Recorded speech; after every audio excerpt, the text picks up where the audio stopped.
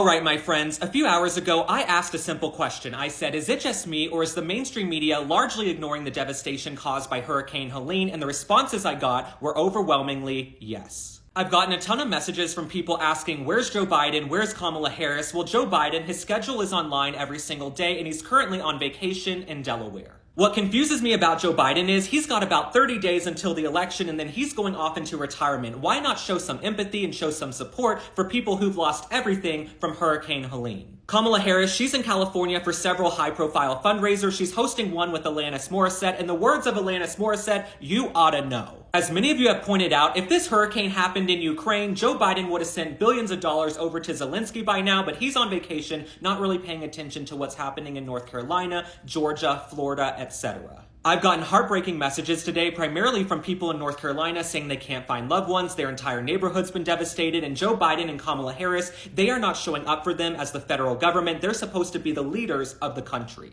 Now, thankfully, we have independent media, independent journalists on the ground covering this. I've also seen state and local officials and local leaders stepping up to the plate. We've seen Ron DeSantis really step up in the midst of this crisis. I'm still combing through my messages, but several people have said this is as bad as Katrina. Where's Joe Biden? Where's Kamala Harris? Why is the mainstream news not covering this more? Now, you guys know by now, I'm not owned by the RNC or the DNC. I just call it like it is. The only thing I'm beholden to is the truth. And the truth is, we have seen this film before. We've seen it with East Palestine, Ohio, and how Joe Biden and Kamala Harris largely ignored that as well. We've seen it with Maui, Lahaina. This is not new to any of us. Right now, it should not be a priority for Kamala Harris to go to high-profile fundraisers in California. What would really win her over a lot of points a month out from the election would be getting on a plane and going to the epicenter of this crisis. Now, Donald Trump is heading to Georgia tomorrow to pass out supplies to make a statement to the press because he understands the severity of this crisis. Here's an example of some of the messages I'm receiving. This person says, I'm in South Carolina. They've been without power or internet for 48 hours. Where is the federal government? Why are they not stepping in? Why has Joe Biden not made a national statement yet?